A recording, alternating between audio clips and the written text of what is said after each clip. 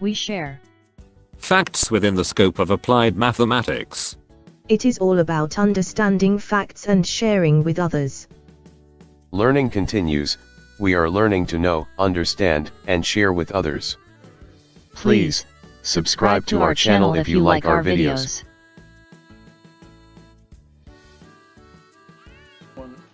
You are welcome to the first part of Integrity 104 lecture. Like I promised in the class that I will try as much as possible to explain certain things. Knowing fully well that it's very difficult and cumbersome to write everything on the board. So you are welcome to the first part. So I've divided the whole lecture into 5 parts. So each one, I think the first 4 parts, there are 10 pages. So the last one, I think 15 pages. So let's start the journey. So we'd like to introduce you to the kinematics of the particles, components of velocity and acceleration of a particle moving in a plane, force, momentum, laws of motion under gravity. Like I've explained to you in the class, I said all we need to do now is that we want to use the knowledge of mathematics to see how we can interpret, to describe the motion of particles. So let's start the journey. What are the aim and objectives? What are I expect to get at the end of this? The aim of this subtopic is just to introduce you to the concept of applied mathematics. That is why from beginning to end, you will see how we'll be using the language of mathematics to really explain certain things in physics. You also want to call it physics. No, I will tell you it's mathematics. So the first thing is this: the origin of kinematics and kinetics. How did they come up with it? So I will explain to you how we come up with the kinematics and kinetics. There are 2 different things. So we are going to focus on the kinematics, not kinetics. And at the same, although by the time we get to kinetics, we are going to make use of the language called force, which can be deduced from Newton's second law of motion, because kinetics is all about analysis of force, controlling motion of bodies. So when we get there, I will only explain. So we're not going to go deep into kinetics, but we're going to study force. And at the same time, in this lecture, I would like to introduce to you the relationship between position, displacement, and distance. There are 3 things, and there is a way they are connected to each other, and I will explain to you each of them. So another objective is that we're going to study kinematics of the particles, component of velocity, acceleration of a particle moving in a plane, force, momentum, laws of motion under gravity. So the 5th objective is this: I will use the language of mathematics to show you how we come up with the 3 Newton's law of motion. You say that is physics. No, they're mathematics. So I will use the language of calculus to derive the 3 equations of motion that you are very familiar with. I will not only derive it, I will also speak to the laws, because there's need for us to understand the laws. So with further advances in technology, there's need for us to understand dynamics. In fact, I know many of you guys, you already know how to drive. And we've heard about the story of launching of rockets, moving of aircrafts, and some other things like that. So we need to understand this. We need to really understand it. It helps a lot. Now, what are the major contributors and applications? The first person I will mention is called Galileo Galilei. He started these things I'm about to teach you. He started everything. And he was among the contributor, the major contributor. But in his research, he was actually trying to consider 2 objects of different masses thrown. And coming down, he was not trying to speak to it that there is something called air resistance, which is very important, that it can actually lead to what is called terminal velocity. Because if you take a paper and you take something like hammer, if you throw both of them, each of them will get to the floor, but at different time. That is what Galileo Galilei deals about. But Galileo Galilei was not that really good in mathematics compared to Isaac Newton, because Isaac Newton actually extended the work of Galileo Galilei to another dimensions, because he understands the language of mathematics. And another thing about the work of Galileo Galilei is that he's actually talking about vacuum, that air resistance is not a factor at all. That is why you can see now that in this course, in these subtopics, most of the problem we'll be solving, I will telling you that air resistance is not a factor.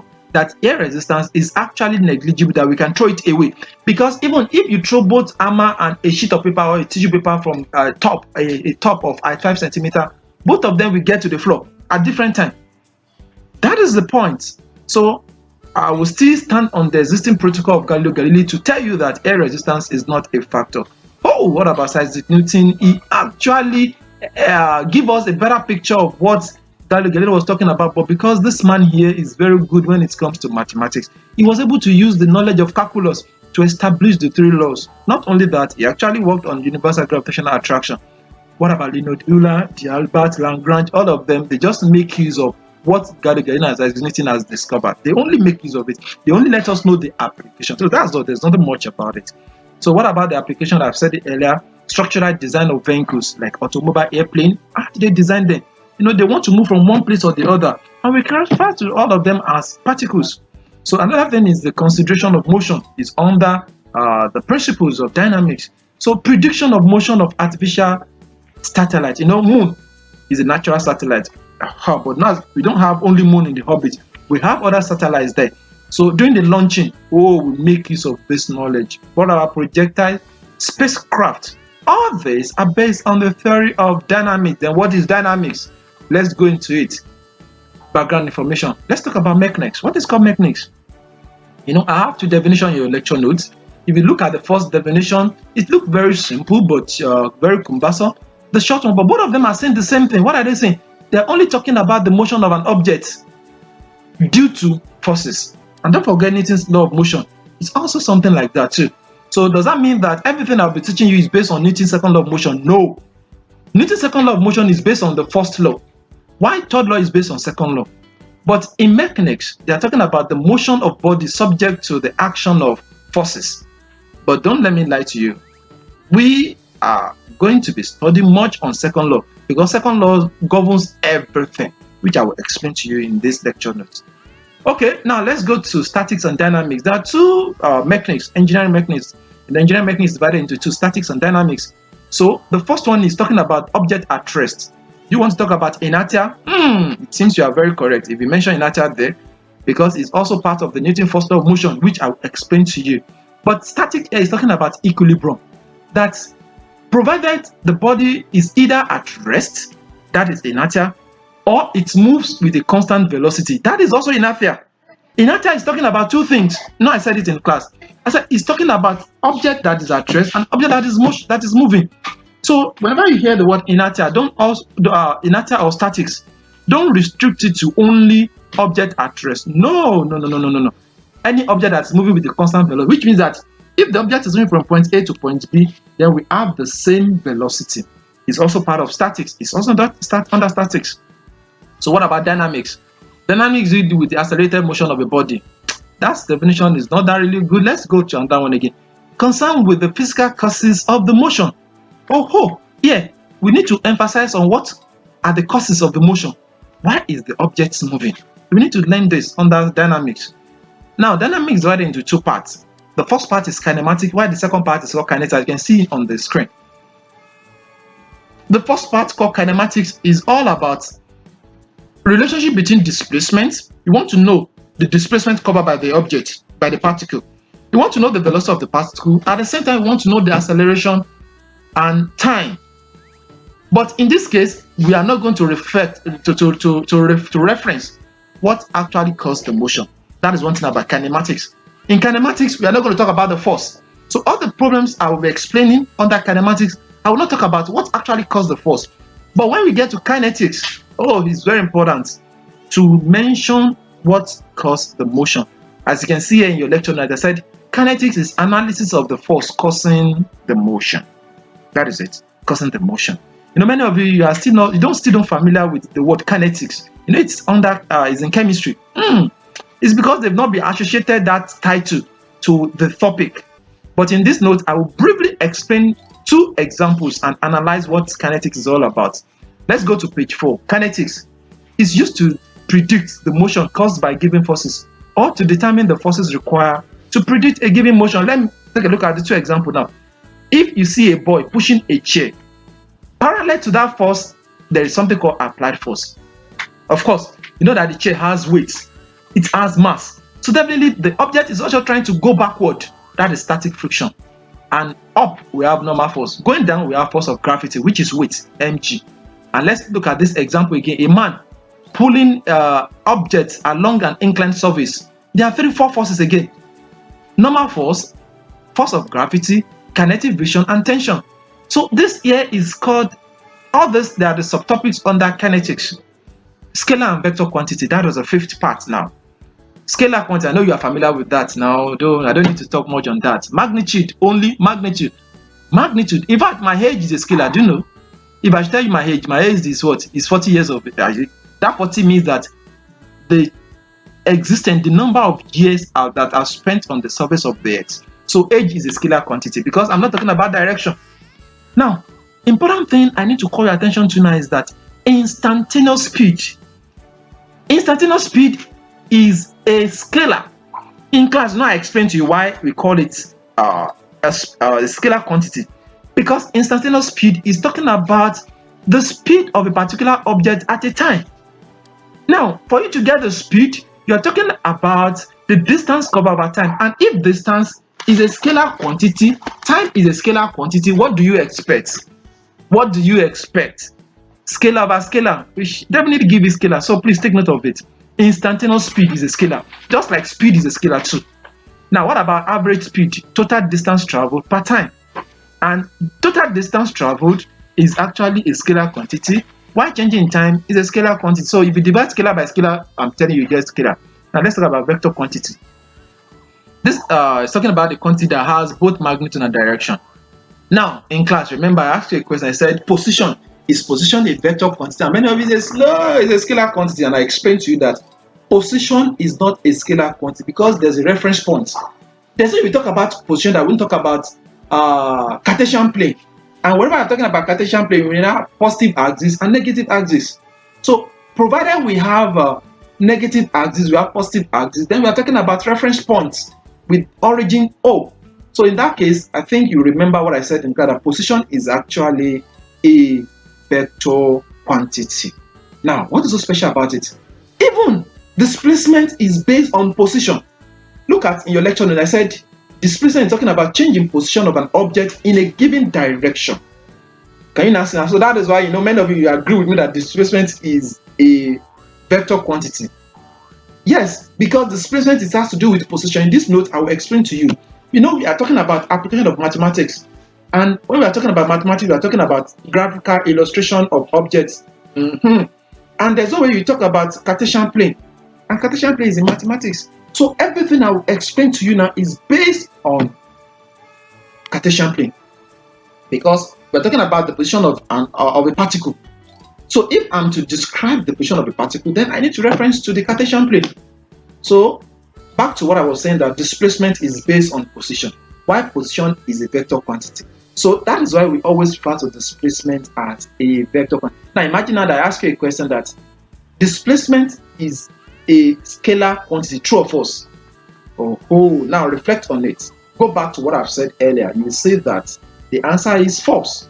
Now what about velocity? Velocity is a vector quantity as well. Because what? Because it's talking about changing displacement. So if displacement is a vector, then definitely velocity is a vector. Because we already know that time is a scalar. Remember in class, someone asked me a very wonderful question. He said, if velocity is a vector quantity, because I said that displacement is a vector, and I said time is a scalar.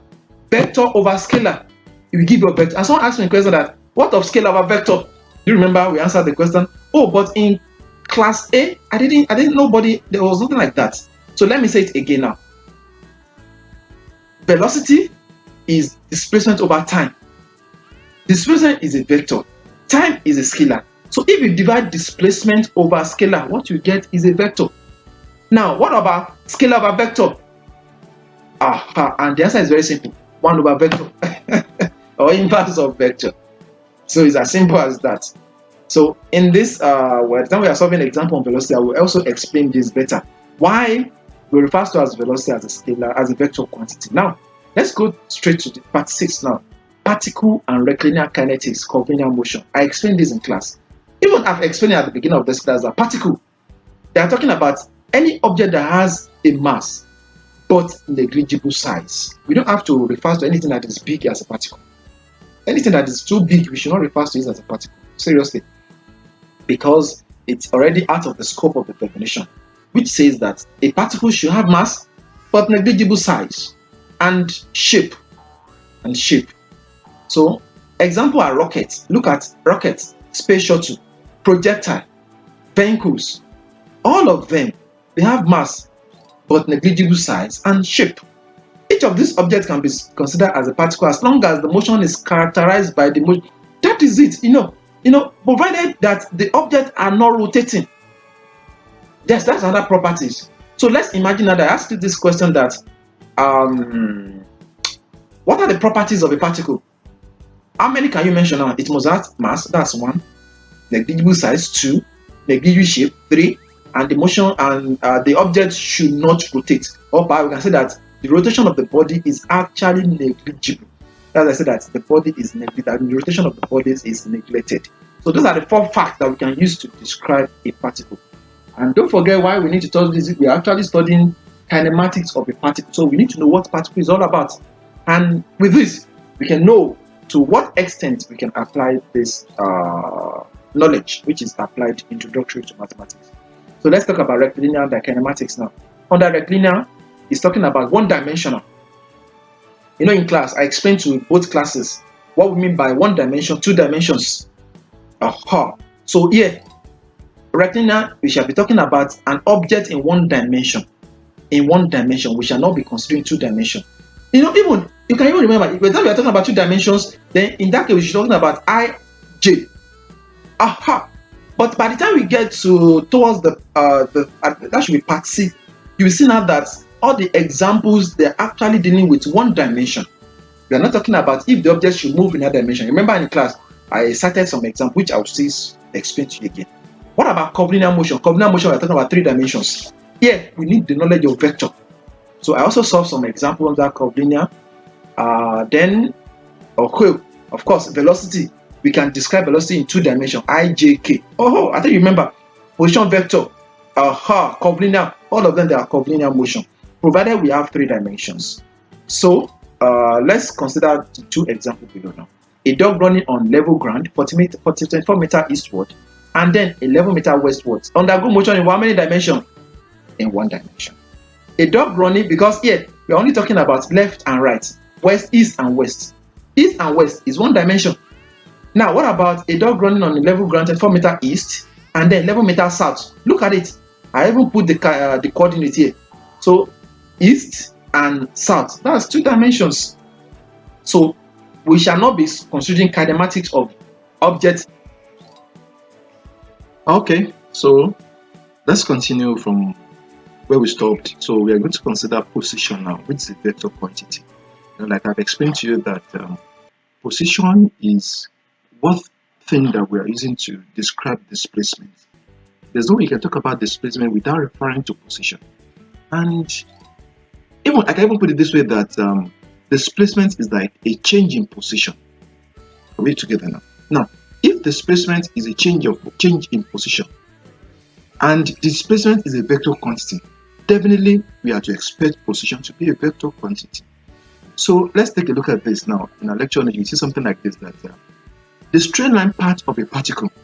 And if we said the straight line part of a particle, which means that it can reflect on negative axis and positive axis. So the origin O on the part is a fixed point, and from this point, the position coordinates are used to specify the location of the particle at any given instant. So let's take a look at this. Position is a vector quantity. Now look at it now. Look at this example. This is the origin O now, and to this side, which is to the right hand side, you see point B. So if the particle should move from point O to point B 3 meters, that is the displacement. The distance covered is 3 meters. Are we together now? Let's take a look at the following remark. Remark number 1. The position of the particle at point B is 3 meters. That 3 meters is 3 meters away from the origin O. Okay. Now, the position of the particle at A is minus 4 meters. That means that to the left hand side of the origin O. So this is the position. Now, mathematically, in terms of function, remember at the beginning of MTS 102. Oh, some of you are not from MTS 102, okay? But you note, no, I think you are offering. In MTS 102, you notice that we said that a function is what? A function is the relation between what? A domain and codomain. So in this case, at the same time, we can say that the position of a particle can be written in terms of x of t, which means that the position is a function dependent on what? On time. So let's go to page 7, displacement and distance. Now, the displacement of the particle is defined as The change in its position, like I've said earlier, that change in position is known as displacement. So if position is a vector quantity, definitely that you expect displacement to be a vector quantity as well. Now let's take a look at this example now. We have the origin to be now. The particle is already at point A. And how far is point A away from the origin? That is x. Now if the particle should move from point A to point B, now how far is point B from the origin? Is s bar. Now what is the displacement now? You see that displacement is what? Is s bar minus x. That's why you can see it now. Displacement is s bar minus x. Now what about the distance? Distance is not the magnitude of the displacement. So displacement is a vector, while distance is a scalar. So let's take a look at this. The displacement of a particle is also a vector quantity. Now tutorial question. Is displacement of a particle equivalent to distance? Look at that question. Let's take a look at it. Let's deliberate on this tutorial question. 1. Displacement is a vector quantity while the distance is a scalar quantity. Number 2. The distance traveled is a positive scalar. So that is why you can never hear anything like negative distance. There's nothing like that. There's nothing like negative distance. Even if I thought there is, we'll find the absolute value. So there's nothing like negative, just like time. Have you ever heard anything like negative time before? No. So now let's go back to the example now. Let's take a look at this example now. We have a particle moving from O. O to B is 3 meters. Then O to A is minus 4 meters. Now let's take a look at remark number A. If a particle should move from this point O to point B, now what is the displacement? The displacement is what is 3 meters. If the particle should move from this point O to point A, what is the displacement? Minus 4 meters. You notice that I put minus 4 meters here because I'm talking about displacement. Displacement can be negative, but distance can never be negative. Now, what if the particle should move from point A to point B? You know, if point A to point B is not the reference point now, the initial point is O, is A, and from A to O is 4, which means that it's going to the right. So from O to B, 3. Then we say that the displacement is 7 meters. Now, what if the particle is moving from point B to point A? If it's moving from point B, that means that this is the origin. This is actually the origin. So in that case, the displacement is minus 7 meters. Let's go to page 8. Now, the distance is the actual distance traveled. Distance are always positive or zero distance. Now, let's take a look at this example, page 8. A particle moves along a straight line so that its position at time t second is x of t relative to the origin. Now, you see now that here, I'm talking about position. I need to emphasize on the origin. Assume that at the initial time, when t is 0, the position is 0. At 3, the position is 2. Okay? And at 6 seconds, the position is minus 5. And that the particle only changes direction when t equals to 3. Now, look at that now. And that the particle only changes direction when, now which means that if the particle should move from 0 to 3, then at 3, it changes its position. Now, look at the diagram here now. From time t0 to time t3, then from time t3, it changes its position. Come back here. Now, what is the question now? We are asked to find the distance traveled by the particle from t0 to time t equals to 6. What do you mean? From here to here is 2 meters. From here back to here is 2 meters. From here to here is actually 5 meters. Is actually 5 meters. Is actually 5 meters because we know that this minus 5 here, it can be from 3 to 6. So it's actually from here. This minus 5 here is from here to here.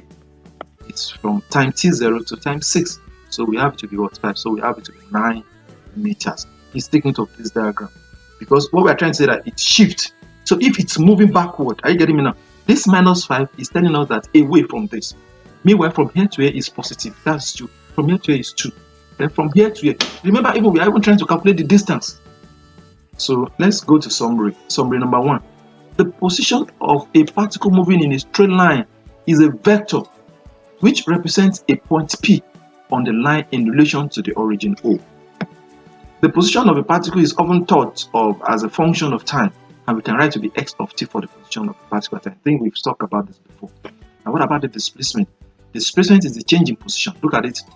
from time t1 to time t2. So we find the position at time t2 minus the position at time t1. That will give us the displacement for all t1, t2. What about the distance traveled? Distance traveled by a particle is the actual distance traveled. Okay, that's the actual distance. Now let's talk about velocity. Now velocity is just the rate of change of position of the particle with respect to the time it's called the velocity of the particle. Now velocity is a vector quantity because what? Velocity is dependent on what? On displacement. So if time is a scalar, displacement is a vector, then the division of displacement and vector by scalar will give us a vector quantity. That's why we have a change in distance over change in time. What about speed? Speed is the ratio of distance per time. Okay, so let's take a look at this. The speed of a particle is the magnitude of its velocity. So the magnitude of the velocity is known as the speed. So the amount of the velocity is the speed because it depends on the amount of the distance. So if we take smaller and smaller value of the t, then the magnitude of this s becomes smaller and smaller. Now, I'm not trying to take us to the real calculus now. This is exactly what Isaac Newton did. Not like I've said that Isaac Newton actually, let me say, he extended the work of Galileo Galilei. Yes, but Isaac Newton was very good in mathematics, so he understood the language. That is how he was able to come up with so many things which we want to study now. We call it applied mathematics. And where does it come in? So we've learned the language now. Now let's go straight to the aspect of mathematics. Now look at this now. If we take the t to be very small, are we together now? If we take the t to be very small and the x is also small, are we together now? In that case, this here will now change to dx dt. That is the source of differentiation now. Let me write it down now. Let's take a look at it using instantaneous velocity. That as changing in t is tending to 0, then we have, that is the limit, then we have it to be dx. Someone asked me a question during the class. He said, what is the difference between slope and what we have on the board? I said there are two different things. Slope is just telling us about the relationship between the two variables that is changing. Are we together? That is why in the case of slope can be greater than 0, it can be less than 0, it can be equal to 0. Now if the slope is greater than 0, it means that the relationship is an increasing relationship. If the slope is 0, that means that there is no changing. If the slope is less than 0, that means that there's a decreasing relationship. That one is for slope. This one here is talking about the limit that if we come up with a smaller change in time, are we together now? We come up with the smaller change in x, then this one here will give us the rate at which the position is changing with time. So there are two different things. Don't mix it up together. But the rate of change is actually dependent on the slope because the s dt here is talking about the slope. But we are talking about the limit as this one is very small. Then what this one will give us is now the rate at which the position is changing with time. So let's go to the following remark. Remark number 1. The t or the t is always positive. Why is it always positive? Because it's a scalar quantity. Okay. What about the velocity? Now the velocity is at the same thing as the dx dx. So the velocity too. The velocity can be negative, it can be positive. It can be negative and positive because velocity is dependent on what? On position. Okay. Number 2, the average speed is always a positive. Why? Because average speed is dependent on distance. Distance is a scalar, time is a scalar. So what do you expect? You get a scalar. And this is defined as x of dt. Let's go to number 3. Remark 3. If the particle moves through a displacement ds during the time interval dt, then the average velocity of the particle during this is what? Is ds. It is talking about the average velocity. Average velocity. That's average velocity. Yes. Now let's solve example number 1 on the last page. We are to consider a particle which starts at rest and the origin is O. It moves to a point B at a constant velocity. I've explained in the class. What do I mean by constant velocity? Constant velocity means that there is no change in velocity throughout the motion. The velocity the particle starts with is the same velocity the particle ends with. And this is the fundamental fact in Newton's first law of motion, which we call inertia. Newton's first law of motion says that if the particle is at rest or the particle is moving with a constant velocity, are we together now? that there's no external force on it. So that is the same thing we are studying here. And don't also forget that we are studying rectilinear. Please take note of that. We are studying rectilinear, not curvilinear. So later on, I'll still introduce you to rectilinear or to curvilinear, whereby we are going to make use of the language of vector.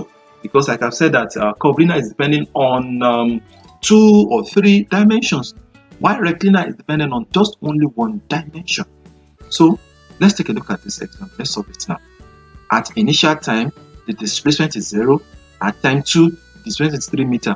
Now the particle moves from point O to point B in 2 seconds. Look at it, you can see here, 0 to 2. Now during this time, it has a constant velocity. What is the constant velocity now? The constant velocity is that 3 minus 0 over 2 minus 0. That will give me 3 over 2, that will give me 1.5 meters per second. Please, throughout this course, we are dealing with kinematics of particles, so I will emphasize on the units. Even if I want to examine your understanding of this course, if I want to send you some questions to really know if you understand what I've been teaching you, I will make sure that I strictly focus on the unit. If you see a correct option without unit and you see a correct option with unit, I'm advising you to go for the option with unit, because we are dealing with a real life situation and we need unit to quantify it. So, number 2, the particle moves from point B to point A in 8 seconds. During this time, it has a constant velocity of minus 3 minus 4. Look at it. Minus 3 minus 4. How together now? Minus 3 minus 4. Then that will give me minus 7. Then the time taking, that will be 8. Why do I get the time taking? 2 to 0, 2 seconds. 0 to point O to 6, that is 6 seconds. 6 seconds plus 2 seconds, that is 8 seconds. The minus 7 over 8 will give me minus 0.875 meters per second. Look at this now. You can see now that we have a negative velocity. Why do we have a negative velocity? Because it's possible for us to have a negative position. Look at the negative position here now. So note that if a particle is moving with a constant velocity of 10 meters per second, look at the question. A particle is moving with a constant velocity of 10 meters per second. Now, what that means that the ratio of the displacement to time is actually 50 meters divided by 5 seconds. I think everybody should get this. 50 meters divided by 5 seconds. That will give me 10 meters per second. Number B, if a particle is moving with a constant velocity of minus 10 meters per second, then its displacement over 5 seconds, that means that we are talking about minus 50 meters divided by 5 seconds. That will give minus 10. If a particle is moving with a constant velocity, it does not change direction. Look at it. If a particle is moving with a constant velocity, it does not change direction. You know, yes, it's not. The direction will not change because it means that the position is the same. How together now? The position is the same in the sense that, look at this now. If a particle is moving with a constant velocity, it does not change direction. If the particle is moving to the right, it has a positive velocity, and if the particle is moving to the left, it has negative velocity. In general, if a particle is moving at a constant velocity, then its constant velocity will now be the second position minus the first position over the second time minus the initial time. So we have this. So this is how we're going to come to the end of the first part. So like I said earlier, I would also like to speak to the other aspect. This third part is actually like 55 pages. So that is why I will make sure that my lecture notes, you have access to it and you can read through. Then with that, I expect you to really take your time to really pay attention to every line to understand it, because it's very important to know if you really understand. I think you know what I'm saying, that I would like to know if you understand. It's a must for me to even know that you understand. So, and I would like to look for a means to know the level of your understanding. So I would advise you is look for time to read through, to really get yourself familiar with all the pages. Thank you. We shall meet for the second part.